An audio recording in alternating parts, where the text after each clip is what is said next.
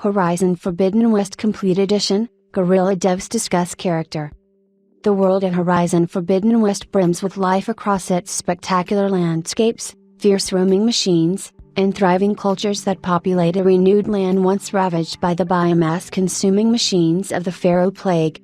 And though the wilds are breathtaking, and the machines are massive, Horizon's third essential element is its authentic tribal inhabitants.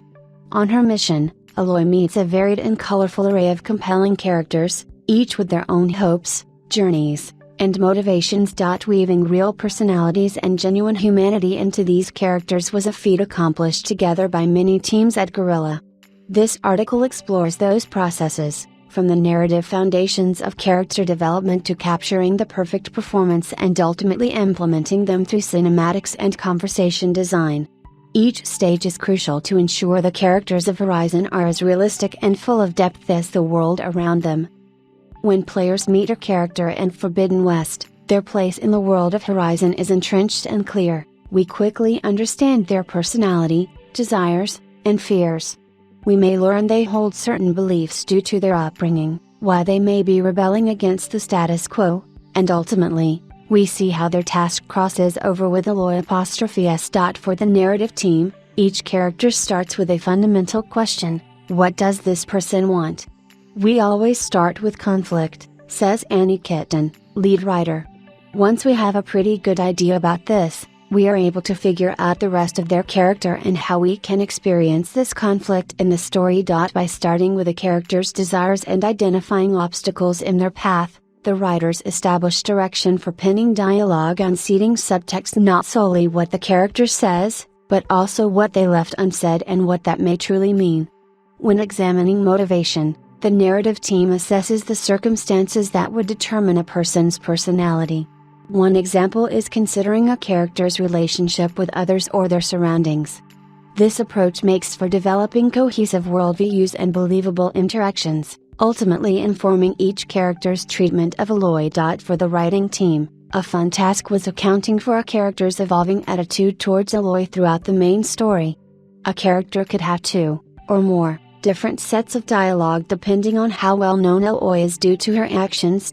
We see characters as a reflection of their tribe's beliefs, customs, and conflicts, and to better understand them, we need to spend more time with them. You'll notice that characters will come with Aloy on a quest more often than before.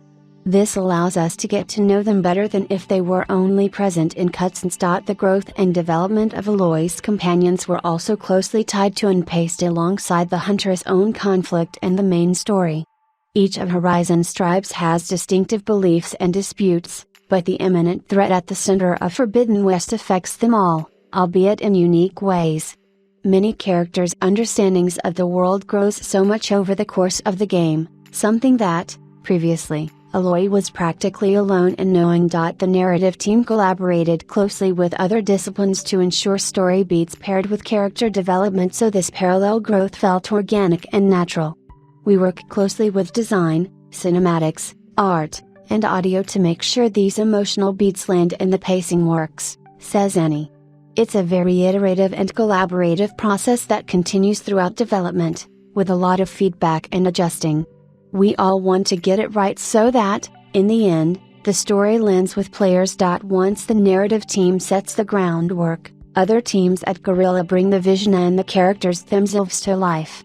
Jochen Willemsen, Associate Cinematic Director, notes that this all starts with casting. Casting is crucial.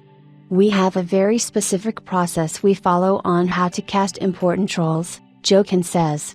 For the parts, I always spend a lot of time figuring out what the narrative team is after and how to find talent that can get that across or even add to it in a way the writer may not have imagined. Once you've found the right actor, you focus on truly understanding the scene, the subtext, and what the outcome of the scene should be. What function does the scene have for the story and or the gameplay? Working with actors in video games presents a unique challenge.